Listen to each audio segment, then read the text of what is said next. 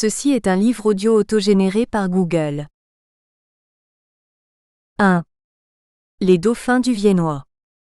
Ancienne chapelle delphinale, nécropole des souverains de la province, l'histoire de la collégiale est étroitement liée à celle des dauphins du Viennois. Les trois maisons qui régnèrent successivement sur le Dauphiné, le souvenir a pratiquement disparu aujourd'hui de la mémoire collective. Seul subsiste à Grenoble une rue des Dauphins et une rue Humbert II, dont les noms ne doivent pas évoquer grand-chose à leurs habitants. C'est pourquoi il nous semble intéressant de débuter cette étude en retraçant l'histoire de ces dynasties. La saga de ces princes pourrait commencer comme un conte du temps passé. Au début du XIe siècle vivait à Vion un seigneur qui se nommait Guigues. Paul Dreyfus. En réalité, les sires de Vion, près d'Annonay, Ardèche et de Tournon en Vivarais, étaient apparus dès la seconde moitié du IXe siècle, 5 générations avant ce Guigues. C'est pourquoi les historiens l'ont appelé tantôt Guigues VI, en tant que sire de Vion, tantôt Guigues Ier, en tant que souverain du Viennois. Nous adopterons la seconde option, qui s'est imposée. Né aux alentours de l'an 1000, ce personnage était donc issu d'une lignée déjà connue et prospère. La famille s'était établie sur une éminence admirablement située, à Albon. On peut encore y voir de nos jours la motte castrale, où dominent les vestiges d'une tour-donjon de 10 mètres de haut. Comme d'autres à la même époque, ces Guigues devaient autant leur ascension au vide politique dû à la faiblesse des rois de Bourgogne qu'à leur propre talent, augmenté d'un réseau familial efficace. L'oncle de Guigues, Humbert, volume 1025, avait été évêque de Grenoble pendant plus de 30 ans, il eut pour successeur son probable cousin Malène. Le propre frère de Guigues fut évêque de Valence, et son fils cadet lui aussi évêque de Grenoble. Déjà possessionné dans la région, il se disait comte dès 1016, Guigues étendit son pouvoir sur la partie sud du comté de Viennois aux alentours de 1030. On a longtemps écrit que c'était l'archevêque de Vienne Bourchard, ou Bouchard, qui, en 1029, lui avait inféodé ce territoire, la partie nord revenant quant à elle au comte de Maurienne, Humbert au Blanchemin, qui fut à l'origine de la maison de Savoie. Cette théorie, qui ne s'appuie sur aucun texte connu à ce jour, est sujette à caution, mais l'essentiel demeure. Et c'est ainsi qu'à l'orée du nouveau millénaire les deux lignées de Savoie et de Dauphiné prirent leur essor, tels deux enfants jumeaux de la féodalité, Gaston le Tonnelier, constituant progressivement deux États féodaux sur les décombres du défunt royaume de Bourgogne. Pour sceller leur entente, Guigues donna en 1030 sa fille Alix en mariage à Amédée, fils d'Humbert au Blanchemin. Mais hélas, les deux frères jumeaux, loin de s'entendre, se combattirent et s'entre-déchirèrent, tels Romulus et Rémus pendant 3 siècles. Entre 1039 et 1043, Guigues Ier reçut de l'empereur Henri III l'investiture du Briançonnais.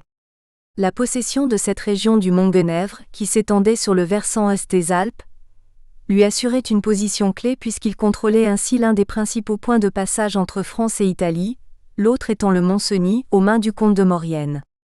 Dès lors, la maison d'Albon n'eut de cesse de résorber les solutions de continuité dans ces territoires.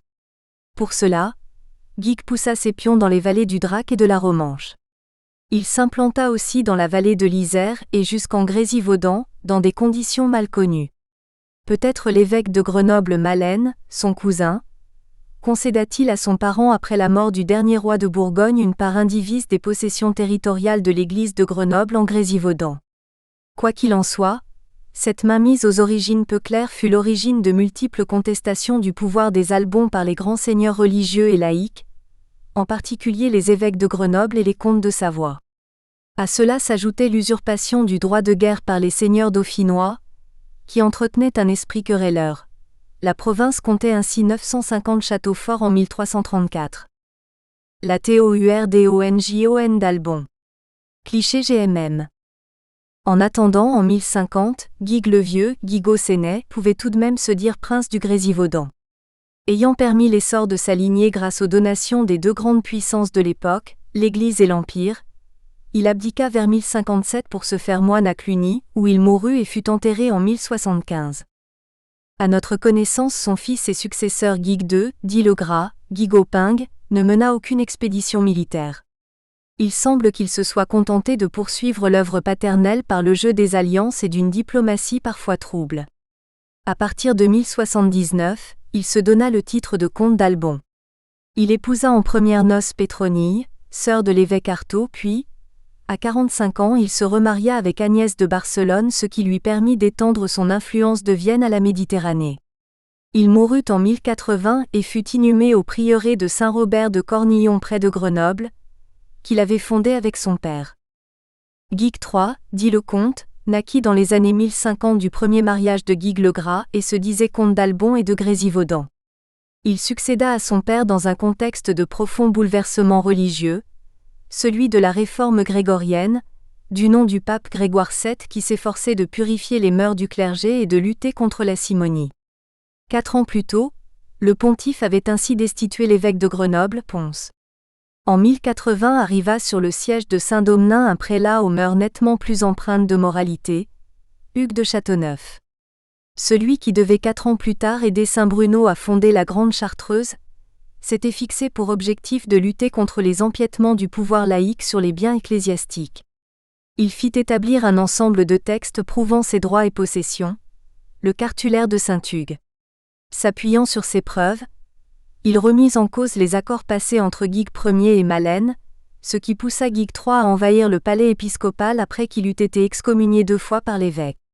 Un accord intervint le 5 septembre 1116, par lequel Saint Hugues récupéra les églises du Grésivaudan et les dîmes y afférents, et l'on effectua un partage entre pouvoir laïque et ecclésiastique à Grenoble.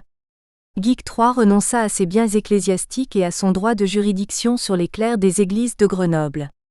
L'accord fut confirmé par une bulle du pape Calixte II, lui-même ancien archevêque de Vienne, en 1119.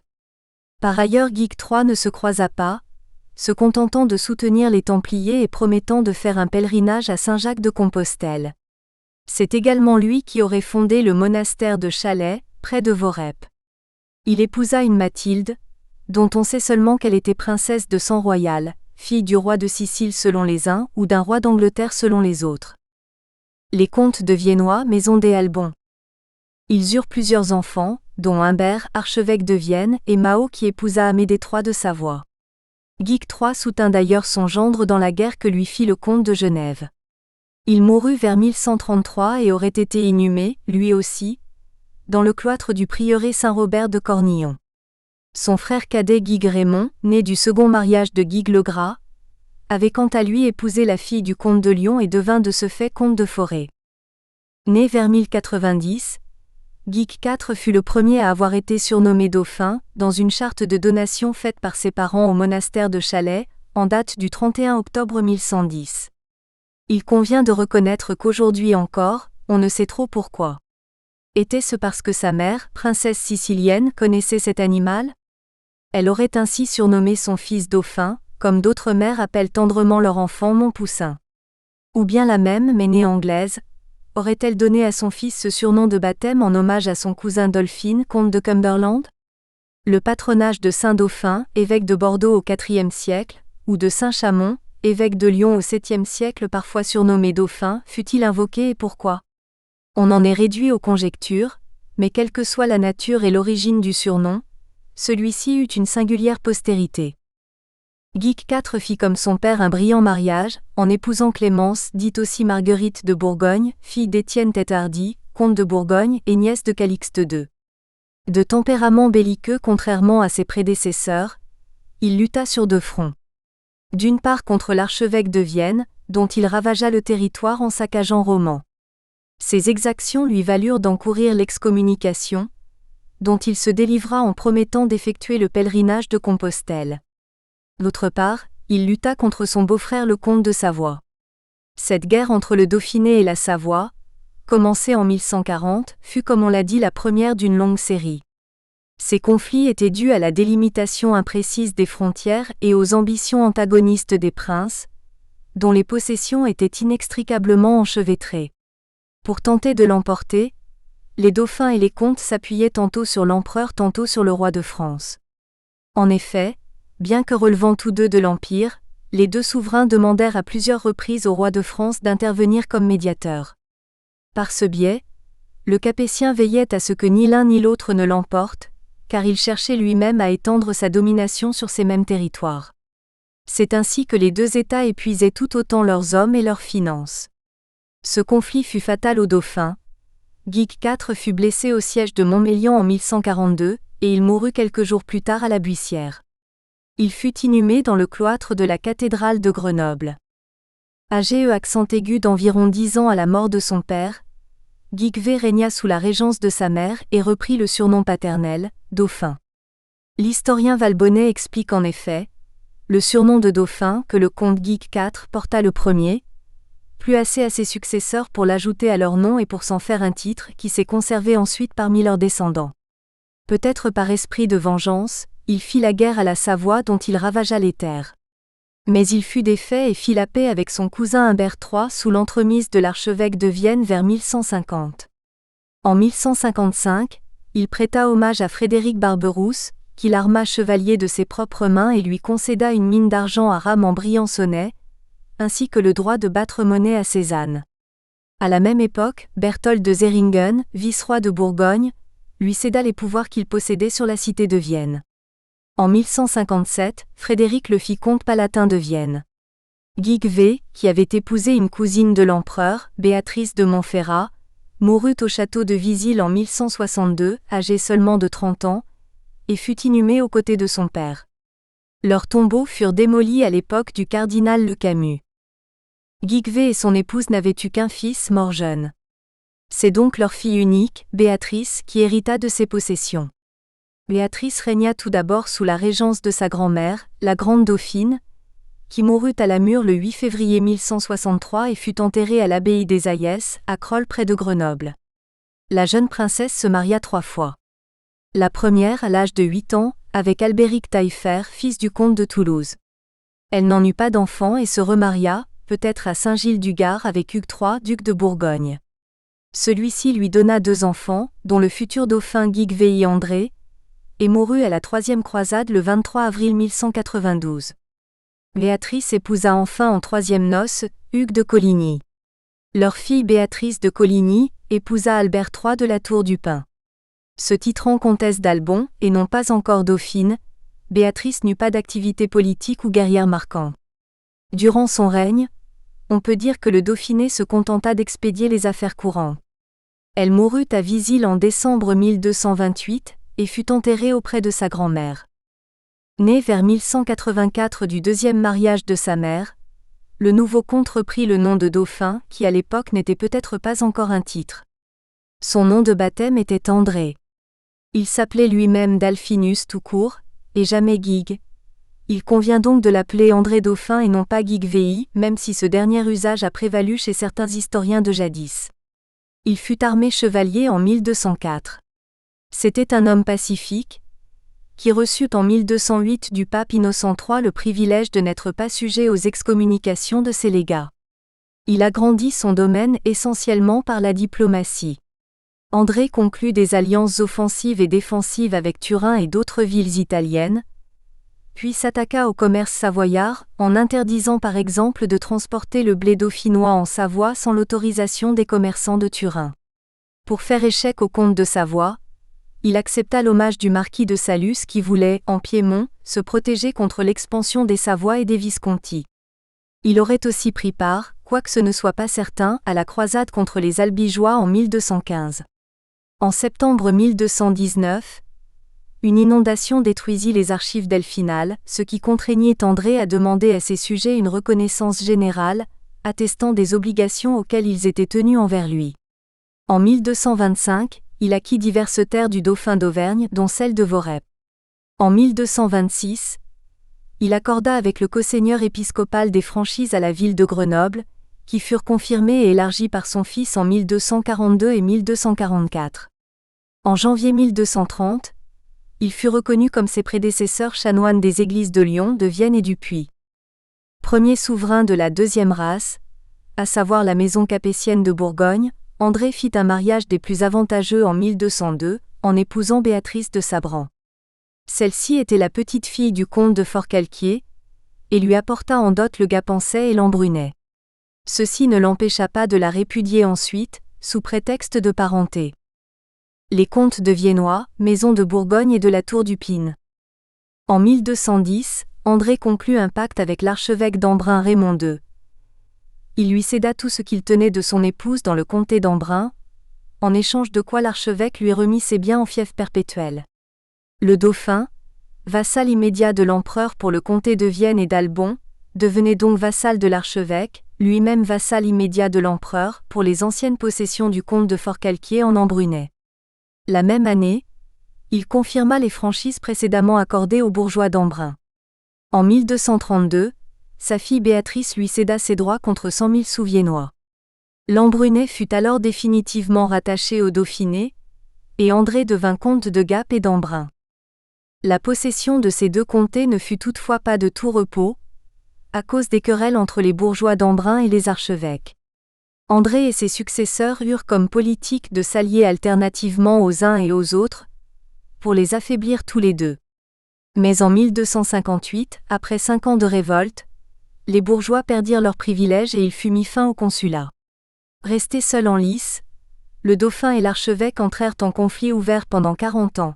Les dauphins Guigues VII, Jean Ier et Humbert Ier prirent prétexte des revendications de Charles d'Anjou sur les comtés de Gap et d'Embrun pour ne plus prêter hommage aux archevêques. Ils ne se réconcilièrent qu'en 1315 à la faveur d'une révolte des bourgeois. Ainsi, le 3 juillet 1331, Guigues VIII prêta hommage à l'archevêque Bertrand de Déo en la collégiale Saint-André de Grenoble, en présence du prévôt marquis de Claye. Et en 1343, Humbert II accorda une charte d'affranchissement à toutes les communautés briançonnaises. André Dauphin fit son testament au château de Laval le 4 mars 1237, et mourut le 14 mars suivant. Nous verrons plus loin qu'il fut le fondateur de la collégiale Saint-André. C'est donc avec lui que commence l'histoire commune de notre Église et des souverains dauphinois. Guigues VII était né du second mariage de son père avec Béatrice de Montferrat. Vu son jeune âge, il débuta son règne sous la régence de sa mère. Il épousa en décembre 1241 Béatrice, fille unique et héritière du comte Pierre II de Savoie, duc de Chablais, surnommé le Petit Charlemagne, et d'Agnès, dame de Faucigny. Cette princesse lui apporta en dot les vallées de l'Arve et du Gifre.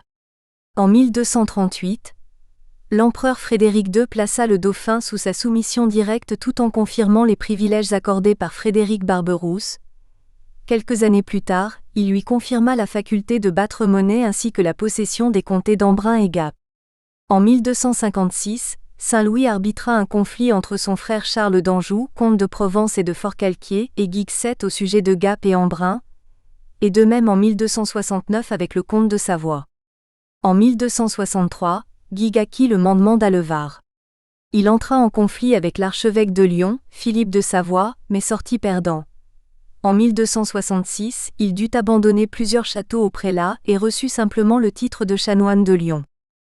Ruine de la chartreuse de Premol où fut inhumé Guigues VII. Cliché GMM. Sous Guigues VII, le terme Delphinus était encore traité comme un nom patronymique par la chancellerie delphinale, mais à l'étranger au moins on tendait déjà à le considérer comme un titre. Il semble que ce soit lui qui est le premier à arborer les armoiries d'or aux dauphins d'azur, crétés et oreillers de gueule. Sa politique intérieure eut quant à elle pour objet de renforcer son pouvoir central. Tout d'abord, il dut soumettre son maréchal Aubert Horus, que son père avait comblé de dons et à qui il avait confié l'essentiel de l'administration de son État. Profitant de la situation, Aubert Horus avait été tenté de se constituer une principauté autonome. Guigues mit près de 15 ans pour en venir à bout. Vers 1250, il fit établir un état de ses propriétés suivi de 2 enquêtes en 1260 à 1263 et 1265 à 1267. Ces procédures permirent de recenser les biens du prince et d'évaluer son budget, mais aussi de dresser une carte politique du Dauphiné. Par ce fait, son emprise sur son domaine était plus grande, même si celui-ci restait morcelé. Toutefois, cette meilleure gestion eut pour conséquence un alourdissement de la fiscalité sur les paysans. Les revenus du dauphin restaient cependant modestes. Un peu plus de 5 300 livres par an, dont près de la moitié provenaient des vallées alpestres du Haut-Dauphiné. Quoi qu'il en soit, on commençait à voir ainsi se former un embryon d'administration centrale. Guigues VII mourut en août 1269 et fut inhumé à Premol, près d'Uriage dans le massif de Belledonne, dans l'abbaye de Chartreusines qui avait été fondée par sa mère qui elle-même s'y était déjà fait inhumer. Son tombeau se trouvait dans l'église, près du grand autel, nous dit Pilot. Jean Ier, dauphin, comte de Viennois, d'Albon, de Grésivaudan, de Gapençay et d'Embrun, baron de Faucigny, naquit vers 1267 et régna sous régence de sa mère Béatrice de Savoie. Il s'intitulait No Johannes d'Alfini comme Svienne et Albonis, nous Jean Dauphin, comte de Vienne et d'Albon. Il mourut adolescent, des suites d'une chute de cheval à Bonneville le 24 septembre 1282. Le lieu de son inhumation est incertain. En 1280 il avait épousé sa petite cousine Bonne de Savoie, décédée en 1300. Fille d'Amédée, il fut le dernier de la deuxième race des dauphins. La succession échut alors à la fille de Guixet, Anne, comtesse d'Albon et dame de Coligny. Elle avait épousé en 1273 son cousin Humbert de la Tour, seigneur de la Tour du Pin et de Coligny, né vers 1240, fils d'Albert III et de Béatrice de Coligny. Humbert vint à Grenoble prêter serment au nom de son épouse, le 3 octobre 1282 dans le cloître de Saint-André, jurant en présence de l'évêque de respecter les libertés et franchises de la ville. Il inaugura ainsi la troisième race, des dauphins. En tant que fils cadet, Humbert Ier avait d'abord été destiné à l'état ecclésiastique. On le trouve cité comme chanoine de Paris, chantre de Lyon et doyen de Vienne. Ayant hérité de son frère aîné Albert IV, mort sans enfant, il put apporter à son mariage la baronnie de la Tour du Pin qui s'étend de Crémieux à Bourgoin, ainsi que la baronnie de Coligny près de Lyon. Son avènement ne se fit pas sans obstacle, car Robert II, duc de Bourgogne, contesta son autorité en tant que plus proche héritier de Jean Ier en ligne masculine. Il était cousin issu de Germain du Dauphin. Le duc de Bourgogne était soutenu par le comte de Savoie, mais l'autorité d'Humbert fut finalement reconnue par arbitrage de Philippe le Bel au traité de Paris en 1285, qui lui coûta cependant ses fiefs du Revermont XIV.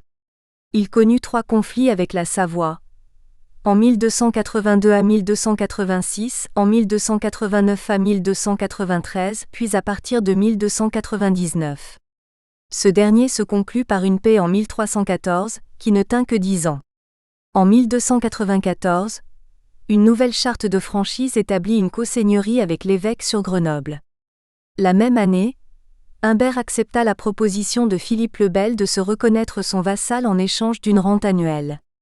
En 1297, il réussit à se faire reconnaître suzerain du baron de Sassenage. En 1300, il reçut en héritage du baron de Montauban la région de Nyons. C'est sous le règne d'Humbert Ier que le nom patronymique de dauphin se transforma définitivement en titre de dignité, et c'est ainsi qu'apparurent les termes de dauphine et de dauphiné, pour ce dernier en 1285, dans un traité entre Humbert Ier et Robert de Bourgogne, puis en 1293. On put constater la même évolution en Auvergne, très exactement en 1281. Anne et Humbert furent les premiers à faire figurer le dauphin sur leurs sceaux respectifs.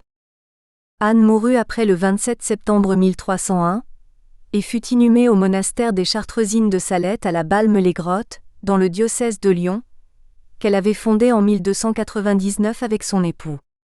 Humbert mourut quant à lui en avril 1307 au monastère des Chartreux du Val-Sainte-Marie, à Bouvante-en-Royan, dans le diocèse de Die, où il avait pris l'habit et où il fut inhumé. On leur connaît 9 enfants. Né vers 1280, Jean II était l'aîné de cette grande fratrie. Il avait épousé Béatrice de Hongrie, princesse apparentée à toutes les familles régnantes d'Europe. Elle était la fille du roi capétien Charles Martel, petite-fille de Rodolphe de Habsbourg, arrière-petite-nièce de Saint-Louis, et sœur de la reine Clémence, épouse de Louis X le Hutin. 5 jours après la mort de son père, Jean reçut l'hommage de ses vassaux et prêta serment de fidélité à l'évêque de Grenoble. En 1309, il fit partie des 6 ambassadeurs envoyés à Avignon par le roi des Romains, Henri VII de Luxembourg, pour obtenir du pape Clément V la reconnaissance de son titre. Homme pacifique et bon, il géra ses États avec sagesse et fut certainement l'un des meilleurs dauphins. Il s'efforça de réduire la pression fiscale et accorda des chartes de franchise. Le 17 octobre 1314 à Faverges, Jean II et Amédée V de Savoie s'engagèrent à maintenir sous la suzeraineté de l'Empire tous les territoires qui en dépendaient, afin de contrecarrer l'influence française. En 1316, il reçut l'hommage du comté de Genève. Le 2 septembre 1317, Il augmenta notablement son domaine en recevant en héritage buis et baronnies du baron Raymond de Mévouillon. Il mourut en mars 1319 au pont de Sorgues près d'Avignon où il s'était rendu auprès du pape, et fut inhumé à Saint-André. Il fut fort regretté de ses peuples, Valbonnais. Sa veuve entra dans les ordres et se fit religieuse cistercienne. Elle mourut en 1354 à l'abbaye Notre-Dame des Anges à Saint-Just-de-Claye en Royan, qu'elle avait fondée en 1349 avec son fils Humbert et où elle s'était retirée. Elle fut plus tard vénérée comme bienheureuse, bien qu'elle ne l'ait pas été déclarée officiellement. Ses restes, qui ont reposé pendant tout le XXe siècle dans l'église Saint-Nicolas de Romans, ont été transférés le 4 décembre 2002 à la collégiale Saint-Barnard de la même ville, où ils ont été placés dans un petit caveau situé dans la nef, à droite, sous la croix située en face de la chaire. Guigues VIII n'avait pas 10 ans à la mort de son père. Les 4 premières années de son règne se passèrent donc sous la régence de son oncle Henri, qui devint par la suite évêque de Metz. Ruine du château Delphinal de Beauvoir-en-Royan. Cliché GMM. En 1323, il épousa Adol, comté de Bourgogne, Isabelle de France, fille du roi Philippe V le Long, mariage qui fut célébré par l'archevêque de Besançon. Il se fit reconnaître comme le suzerain des seigneurs de Pont-en-Royan, et aimait à séjourner dans son château de Beauvoir-en-Royan. La petite histoire rapporte qu'il séduisit la fille de François de Bardonnanche, puissant seigneur qui, pour se venger, s'allia au comte de Savoie et occasionna de nombreux troubles. Moins pacifique que son père, Guigues VIII partit en guerre contre le comte Édouard de Savoie en 1324 pour soutenir son vassal Hugues de Genève et l'emporta à la bataille de Varay, près d'Ambérieux, le 7 août 1325. Ce jour-là, bien que l'armée delphinale fût en infériorité numérique, l'Hoste de Savoie fut bellement déconfit, le comte Édouard lui-même échappa de peu à la capture, et le jeune dauphin, seulement âgé de 16 ans, écrivit une des pages les plus glorieuses de l'histoire dauphinoise. À la suite de cette victoire, le comte de Forêt se déclara vassal du dauphin, et l'évêque de Sion s'allia avec lui contre les Savoyards, au cas où ceux-ci tenteraient d'attaquer le Valais. Quant aux prisonniers de marque que Guigues VIII avait fait à Varay, Jean de Chalon, le sire de Beaujeu et le frère du duc de Bourgogne, ils ne furent relâchés que contre forte rançon. En 1328, le roi Philippe VI réussit toutefois à rallier Guigues VIII et Édouard de Savoie à la bataille de Cassel, près de Dunkerque, le temps d'une trêve entre les deux belligérants. Là aussi, le jeune prince se signala par sa vaillance. Les hostilités avec le voisin savoyard reprirent, lorsqu'en 1333 Aymon de Savoie s'empara du château de Paladru. Guigues VIII partit en guerre pour se venger. Il fut tué par une flèche savoyarde en juillet 1333 au siège du château de la Perrière, propriété du comte de Savoie près du col de la Placette, à proximité de Vorep. Il ne laissait pas d'enfants, et fut inhumé à Saint-André. Sa veuve se remaria quelques années plus tard avec un seigneur comtois, le sire de Fauconnier. Son frère cadet Humbert II avait un tempérament prodigue. De constitution fragile, certains disent même efféminé, il avait le goût du luxe et nourrissait des rêves de grandeur pour sa personne et son état. Il alla jusqu'à accepter de Louis de Bavière le titre de roi de Vienne, qu'il ne porta cependant pas. Il aimait à pratiquer une magnificence à l'image de ce qu'il avait connu enfant à Naples et en Hongrie, ce qui l'amena à dépenser plus qu'il ne gagnait. Ce fut néanmoins un bon administrateur, mais la postérité fut souvent très sévère à son encontre. Prudhomme le traita de roi de théâtre, vaniteux, prince à l'esprit étroit et au cœur sec, il fut qualifié par Stendhal d'imbécile et de sot par Rochat. Âgé accent aigu d'une vingtaine d'années à son avènement, il serait né fin 1312, il avait passé sa jeunesse à la cour de son oncle le roi de Naples, d'où il ramena une habitude bien méridionale, la sieste. Il était considéré comme un adversaire de la politique française dans l'ancien royaume d'Arles. C'est pourquoi le roi Philippe VI voulut s'assurer une position stratégique en occupant le 17 août 1333 le bourg de Sainte-Colombe, situé en face de Vienne sur la rive droite du Rhône. Il y construisit la tour de Valois qui existe toujours. Mais ces manœuvres n'empêchèrent pas le roi de confirmer à Humbert, lors d'un séjour que celui-ci fit à Paris en 1335, la possession d'un hôtel 6 places de Grève, surnommé la Maison aux Piliers, que le souverain avait donné à Guigues VIII 7 ans plus tôt pour le remercier de ses services à la bataille de Cassel, et qui avait jadis appartenu à leur tante, la reine Clémence. Afin de régler le conflit en cours avec son voisin, Humbert II engagea, par l'entremise du pape Benoît XII, des pourparlers avec Aimon de Savoie et signa la paix avec la Savoie par le traité de Chapareillan en 1334. En 1336, la guerre de succession de la reine Jeanne, décédée en 1330, comtesse palatine de Bourgogne et veuve de Philippe V le Long, vit une fois de plus s'affronter Dauphiné et Savoie dans deux camps opposés. Mais dès l'année suivante, le 7 septembre 1337, les deux parties se réconcilièrent.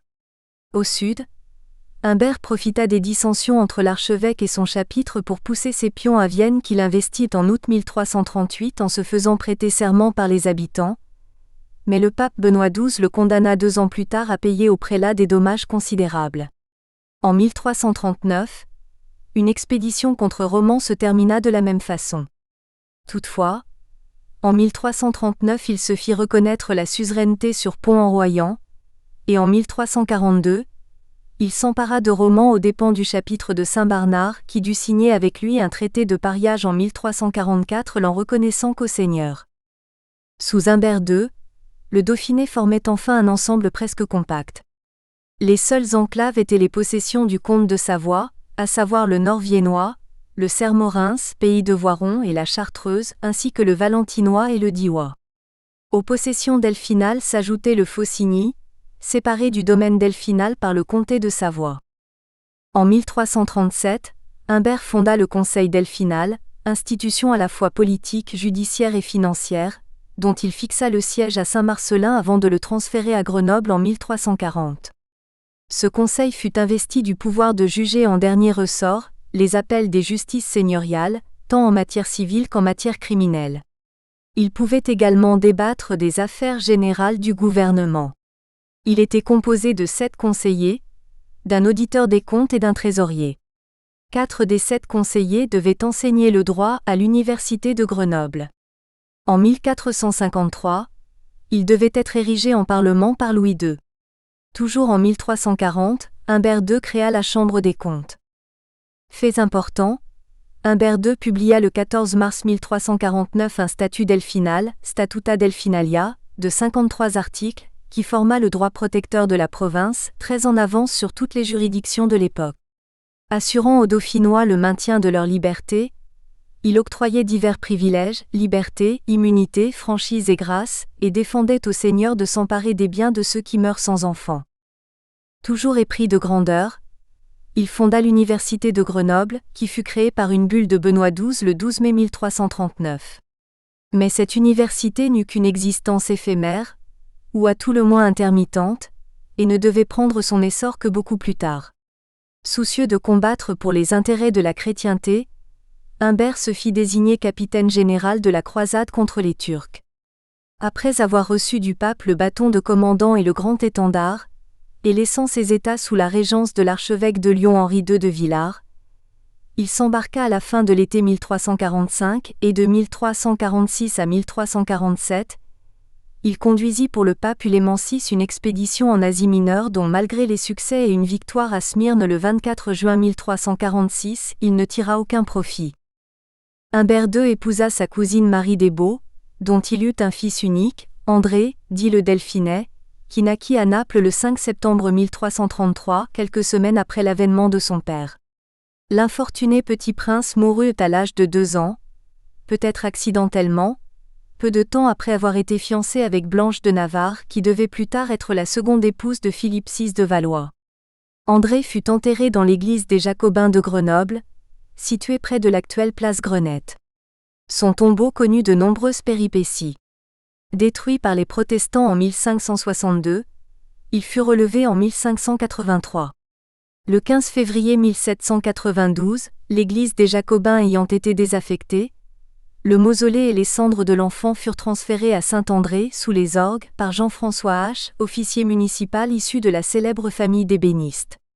Le monument fut détruit dès l'année suivante, mais peut-être quelques restes du dernier prince dauphinois subsistent-ils encore sous le dallage de notre collégiale. La dauphine Marie mourut quant à elle à Rhodes en 1347, peut-être de la peste. Depuis 1285, les guerres pratiquement incessantes contre la Savoie avaient ruiné le trésor delphinal, sans doute plus encore que la prodigalité d'Humbert II.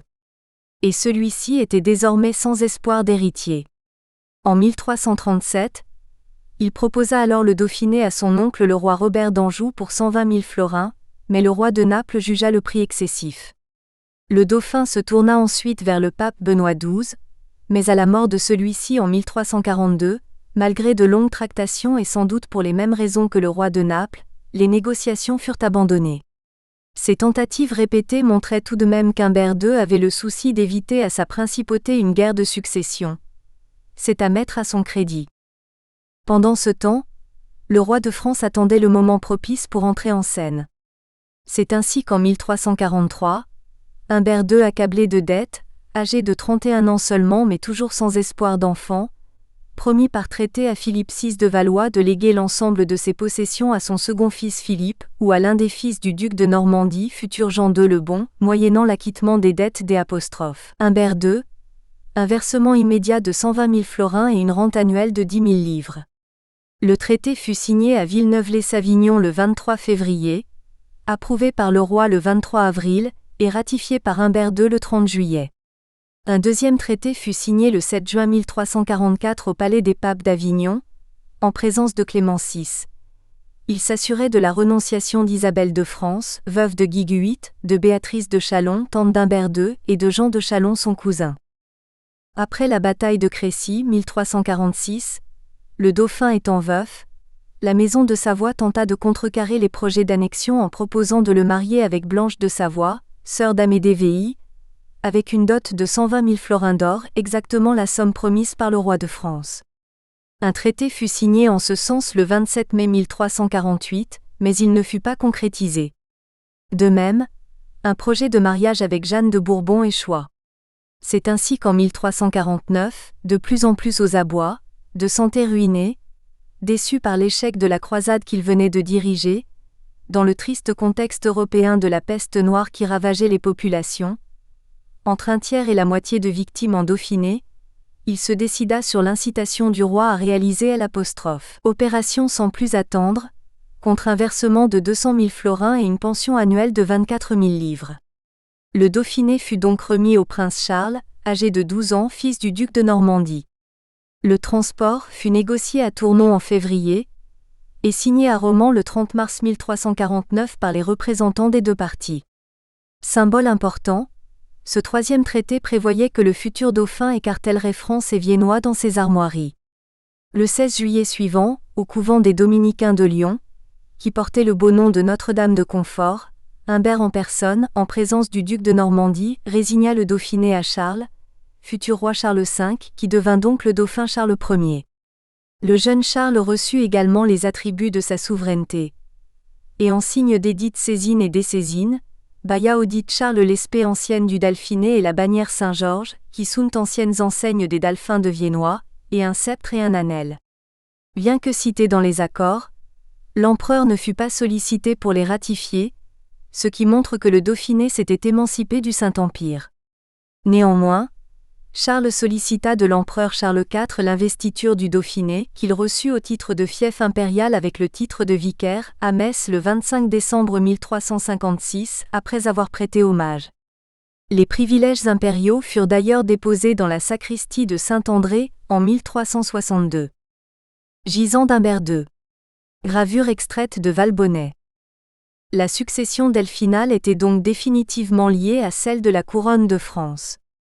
Seul le prince héritier devait porter le titre de dauphin, ce qui écartait l'établissement d'une dynastie capétienne indépendante en Dauphiné, contrairement à ce qui devait se produire quelques années plus tard en Bourgogne. Celui qui sera dauphin et ses ouars et successeurs se appelleront en soi tenus de faire seuil appelé Dolphin de Viennois, et porteront les armes du dit Dauphiné, esquartez-les avec les armes de France, et ne laisseront et ne pourront laisser le nom de Dolphin, ne le dit en armes, et ne sera et ne pourra être uni ne adjouter le dit Dauphiné du royaume de France. Fort tant comme l'Empire y serait uni. Enfin, le statut delphinal concédé par Humbert II quelques jours avant le transfert assurait le maintien des droits et d'une relative indépendance pour la province, même si la nouvelle administration fit bientôt sentir son poids à la population. L'impôt fut ainsi multiplié par 5 en un siècle. Humbert II ne conserva que le titre honorifique de Delphinus senior. Dès le 17 juillet 1349, renonçant à son brillant train de vie, il se fit frère dominicain et fut ordonné prêtre à Noël 1350 à Avignon par Clément VI. Prieur du couvent de Saint-Jacques à Paris, il fut sacré patriarche d'Alexandrie le 1er janvier 1351, puis nommé administrateur de l'archevêché de Reims. Il mourut le 22 mai 1355 à Clermont-Ferrand, au cours d'un voyage vers Avignon où il allait solliciter du pape l'évêché de Paris auquel le roi Jean II l'avait nommé. On l'inhuma en l'église des Jacobins de la rue Saint-Jacques, auprès de sa tante Clémence de Hongrie. Sa tombe consistait en une large pierre, plus tard remplacée par une plaque de cuivre, sur laquelle il fut représenté en habit de dominicain, avec la croix patriarcale, la mitre et le pallium, et entouré de 2 écussons. À droite les pleines armes du Dauphiné, et à gauche les mêmes écartelées de celles de l'archevêché de Reims. Autour de la tombe, on pouvait lire l'épitaphe suivante. Ici repose notre Père et Seigneur l'illustrissime Humbert, jadis dauphin de Viennois, puis, ayant abdiqué, frère de notre ordre, prieur de ce couvent de Paris, et enfin patriarche d'Alexandrie et administrateur perpétuel du diocèse de Reims, grand bienfaiteur de ce couvent. Il mourut l'an du Seigneur 1355. Il ne laissa pas de descendance légitime. Après le retrait du dernier dauphin indépendant, se succédèrent donc les dauphins royaux de la maison de Valois. Nous en donnons ici une liste succincte car hormis le futur Louis XI, ils furent beaucoup moins impliqués dans l'histoire locale que leurs prédécesseurs. Charles Ier, 1338 à 1380, futur roi Charles V, premier dauphin royal, il se nommait Carolus Regis Francorum Primogenitus, Dux Normanniae d'Alfinus Vienensis, Charles, fils aîné du roi des Francs, duc de Normandie, dauphin du Viennois. Il fit son entrée à Grenoble le 10 décembre 1349, et y résida jusqu'à Pâques 1350. Devenu roi, il conserva le titre delphinal avec un sceau spécial. Lorsqu'il administrait le Dauphiné, il s'intitulait Carolus Dei Gratia Francorum Rex et d'Alfinus Vienensis, etc. Charles, par la grâce de Dieu roi des Francs et dauphin du Viennois. Par le traité de Paris en 1355, il échangea avec le comte de Savoie le Faucigny et les terres dauphinoises du Bugey, du pays de Gex et de la Dombes, contre le nord viennois et le Sermorins. Cet échange de territoire permit d'homogénéiser les possessions du dauphin tout en diminuant les risques de guerre avec la Savoie. Charles épousa Jeanne de Bourbon, 1338 à 1378, qui avait jadis failli être la deuxième femme d'Humbert II. Charles II, 1368 à 1422, fils du précédent et futur roi Charles VI. Le titre de dauphin lui fut conféré peu après sa naissance. Il reçut le 5 janvier 1378 la capacité d'accomplir valablement tous les actes civils, et quelques mois plus tard l'empereur Charles IV le nomma son vicaire en Dauphiné et dans tout le royaume d'Arles. Malgré cela, il n'administra pas le Dauphiné. Il épousa Isabeau de Bavière, 1371 à 1435. Charles III, fils du précédent. Il naquit le 25 septembre 1386 et mourut le 28 décembre de la même année. Charles IV, 1392 à 1401, frère du précédent. Il était également duc de Guyenne. Louis Ier, 1397 à 1415, frère du précédent. Il était également duc de Guyenne, pair de France et comte de Mortain. Il reçut de son père la pleine administration du Dauphiné le 28 janvier 1409. Fiancé à Marguerite de Bourgogne, 1393 à 1441, il n'eut pas de postérité. Pour l'anecdote, il contraignit le dauphin d'Auvergne à changer ses armoiries qui portaient un dauphin vif aux oreilles rouges en un dauphin mort aux oreilles blanches. Jean III, 1398 à 1417, frère du précédent. Il était également duc de Touraine et de Berry, comte de Poitou, pair de France, seigneur de Crèvecoeur, Mortagne et Arleux. Il épousa Jacqueline de Bavière, 1401 à 1436, mais n'en eut pas d'enfant. Charles V, 1403 à 1461, frère du précédent et futur roi Charles VII. Quelques jours après la mort de Jean III, il fut investi par son père dauphin du Viennois. C'était le 13 avril 1417. Il épousa Marie d'Anjou, 1404 à 1463. En 1426, il acquit par héritage les comtés du Valentinois et du Diois. Louis II, 1423 à 1483, fils du précédent et futur roi Louis XI. Dauphin de Viennois dès sa naissance, il fut institué par l'empereur Sigismond en février 1435 vicaire de l'Empire dans le Dauphiné et le royaume d'Arles. L'administration du Dauphiné lui fut donnée par son père le 28 juillet 1440. Il fut alors appelé Loi, AINSNE accent aigu fils du roi de France, Dolphin de Viennois, comte de Valentinois et de Diois.